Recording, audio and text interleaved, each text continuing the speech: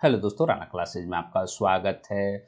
तो आज मैं आपको बीएसएससी इंटर लेवल टाइपिंग की एग्ज़ाम है और भी जो अन्य परीक्षाएं हैं उसके बारे में बताऊंगा। तो इस वीडियो को शुरू से अंत तक देखें। पसंद आने पर लाइक्स, नए लोग सब्सक्राइब करना ना भूले। तो जैसा कि आप जानते हैं कि आपको बीएसएससी इंटर लेवल का टाइपिंग है, लेकिन इससे पहले जो कि आपको बीएसएससी सीजीएल 3 का है, जो कि आपको चर्चा करते हैं, क्योंकि बहुत सारे लोग जो हैं वो उनका कहना था कि बीएसएससी सीजीएल 3 है, जो कि काफ़ी चर्चाएं हुई, एक दिन चर्चाएं भी हुई थी और लग रहा था कि विज्ञापन निकल जाएगी। बहुत सारे लोग उस दिन क्या किए, जिस दिन जो चर्चाएं होनी थी वो उन्होंने क्या क्या मेरे ऊपर डाइवर्ट कर दिया, जो बताया उस पर डाइवर्ट कर दिया। तो उससे तो आपकी विज्ञापन आई नहीं, मेरे बारे में अफवाह भी उड़ाया गया, फिर भी विज्ञापन नहीं आया, और अभी भी उड़ाया जा रहा है तो उससे भी कोई विज्ञापन नहीं आ रही है। तो मतलब साफ है कि किसी कोई सूचना देता है तो उसके बोलने नहीं बोलने से विज्ञापन आने वाली नहीं है। आप लोग जो कि इससे कोई फ़ायदा नहीं है। अब विज्ञापन कब आएगी तो ये मैं बताऊंगा, तो फिर अफवाह उड़ाएंगे तो उससे कोई फ़ायदा नहीं। लेकिन इतना मैं कह दूंगा कि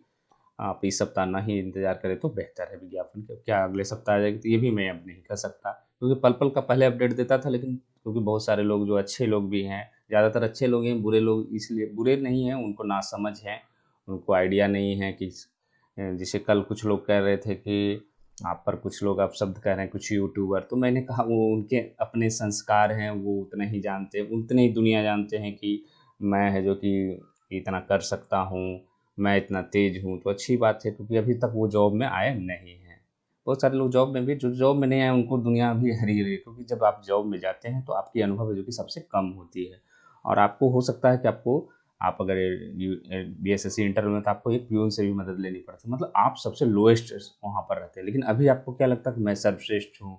और ऐसा मुझे भी आया था, ऐसा नहीं कि मैं जब जेई बना था तो मुझे लगता था कि मैं बहुत कुछ कर गया हूँ जैसे ही। लेकिन जब जॉब के लिए गया, जब अटेस्टेशन या फॉर्म में मुझे कोई पूछता था, बैठने भी नहीं करता। तो इससे पता चला कि मैं बाहर के फील्ड के लिए, मैं होता है कि नौकरी से मिल गया तो भगवान मिल गया, लेकिन वहाँ पर जाने पर, क्योंकि मैं वहाँ पर लोएस्ट हूँ, एकदम न्यू हूँ। तो यही बात है कि आप कितने भी बड़े हो, लेकिन शुरुआत में आपकी जो है, आप वहाँ पर सबसे नए होते हैं। और बाहर में जब आप तैयारी करते हो तो लगता है कि मैं सर्वश्रेष्ठ हूँ, मैं ये जॉब पा लिया हूँ तो मैं सर्वश्रेष्ठ हूँ। चाहे आप आईएएस बने, चाहे डीएसपी बने, चाहे एसडीएम बने, चाहे और कोई पद पाएँ।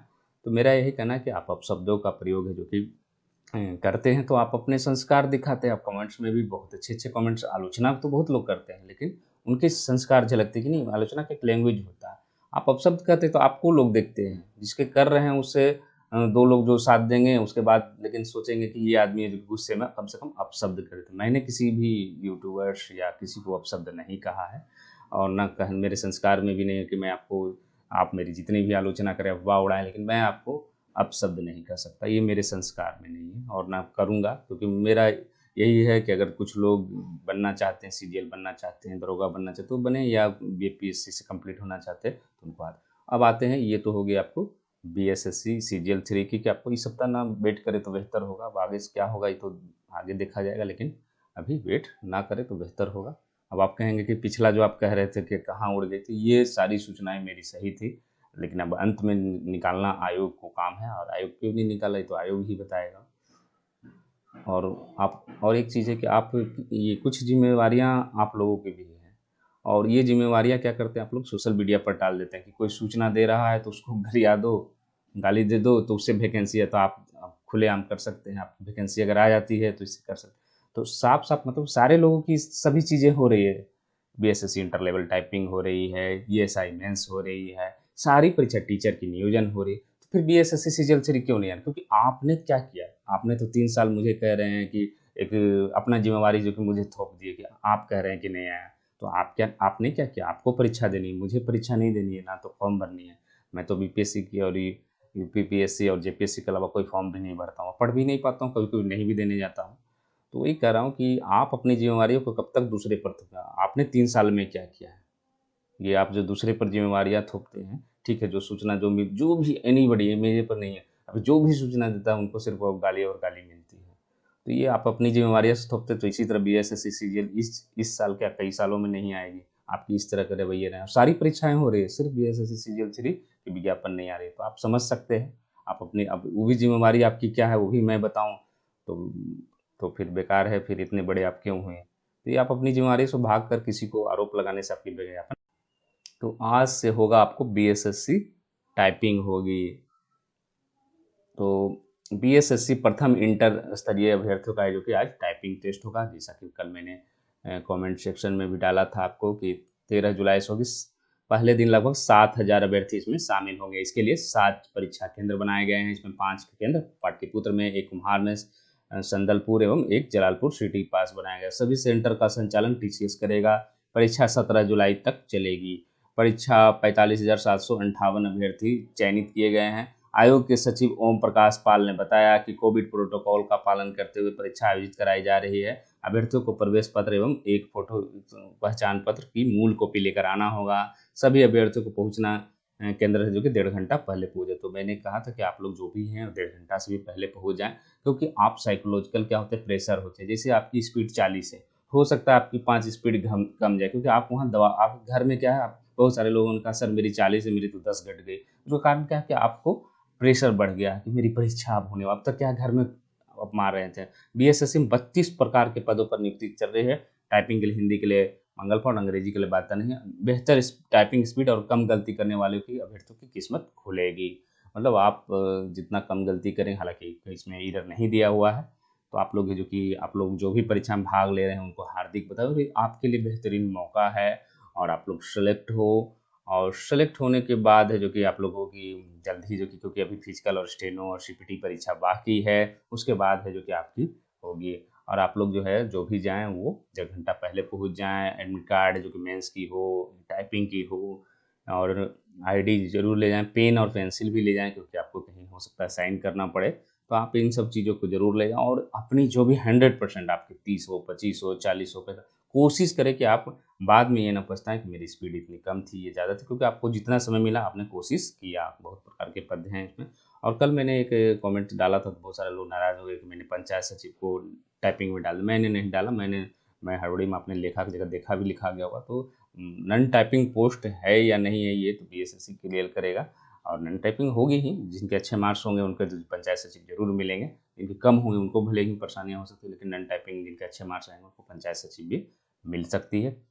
और ये आयोग है जो कि डिसीजन लेगा, जब अभी नहीं लेगा लेकिन अंत में जब बनाएगा सीनियरिटी लिस्ट, आपकी मेरिट लिस्ट, तब जरूर इस पर गौर करेगा। अब आते हैं दूसरी खबरों पर। तो आप लोग जो भी जा रहे हैं उनको हार्दिक बधाई, मेरी तरफ से शुभकामनाएं।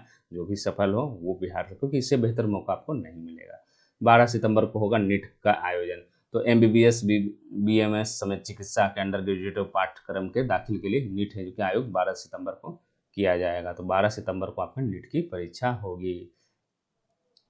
8 अफसरों की एसएससी में प्रतिनियुक्ति की गई है। तो बिहार कर्मचारी चयन आयोग प्रथम इंटर स्तरीय परीक्षा अभ्यर्थियों शॉर्ट हैंड टाइपिंग की परीक्षा में 8 पदाधिकारियों को पर्यवेक्षक बनाया। इसके मद्देनजर बिहार प्रशासनिक सेवा के 8 पदाधिकारियों की प्रतिनियुक्ति एसएससी ने कर दी है। इनके नाम है, और समान प्रशासन इसके लिए अधिसूचना भी जो कि जारी कर दिया है। तो मतलब 8 पदाधिकारियों की नियुक्ति हुई है। कोचिंग सेक्टर बने इंडस्ट्री तो लाखों को रोजगार। तो राज्य में है जो कि कोचिंग सेक्टर को अगर इंडस्ट्री का दर्जा दिया जाए तो इससे क्या होगा, तो लाखों है जो कि रोजगार है जो कि होंगे। और बेरोजगारी एक बड़ा मुद्दा है। कोचिंग सेक्टर इंडस्ट्री की मान्यता देते हुए इसे विकसित करने की योजनाबद्ध तरीके कार्य करने में केवल राज्य में 10 लाख लोगों को रोजगार के अवसर प्राप्त हो सकते हैं। कोचिंग एसोसिएशन ऑफ बिहार से जुड़े सदस्यों ने राज्य सरकार से इसको लेकर मांग उठाई। एसोसिएशन के फाउंडर मेंबर ने बताया, बिहार पहला राज्य जहां वर्ष 2000 कोचिंग एक्ट को लाया गया है। इसका विजन ही कोचिंग की इंडस्ट्री के रूप में डेवलप करना था। शहर के कोचिंग संचालकों का मानना है कि यदि कोचिंग सेक्टर के इंडस्ट्री के तो जमीन एक्वायर करना और इंफ्रास्ट्रक्चर को डेवलप करने में आसानी होगी। लाखों छात्रों का रुकेगा पलायन। राज्य में 22 लाख छात्र सीधे कोचिंग संस्थान से जुड़े हैं। 10 से 11 लाख दूसरे राज्यों में बेहतर शिक्षा प्राप्त करने के लिए जाते हैं। इनसे करोड़ों रुपए का राजस्व नुकसान होता है। और 50 करोड़ राजस्व को एक छात्र से जो कि 50 रुपये है जो कि का राजस्व जो कि सरकार को मिलता है। और ये जो चैम्बर्स के हैं, सुधीर सिंह ये क्या कर कोचिंग इंडस्ट्री में करोड़ों का है जो कि राजस्व प्राप्त होगा। फिर राहुल कुमार क्या कर लाखों की संख्या में राज्य छात्रों एजुकेशन सेक्टर में जुड़े हुए हैं। इन क्षेत्रों का होगा सृजन। क्या क्या होगा, teaching, non teaching, office administration, marketing, account section, data operator, HR, security department. तो मतलब एक बिहार जो है, क्योंकि कृषि तो है ही यहाँ, लेकिन ये कोचिंग सेक्टर, क्योंकि पढ़ाई यहाँ पर जो है, यहाँ के बिहार के छात्रों को माना जाता है कि वो अपेक्षा से जो कि 100 से 200% है जो कि अपनी मेहनत करते हैं। जिनकी क्षमताएं कितनी भी आर्थिक परेशानियां हो, कहीं भी जाने से जो कि गुरेज नहीं करते हैं। और ये देखा गया, और यहाँ के लोग काफ़ी जो कि मेहनती होते हैं। तो इसी के साथ धन्यवाद।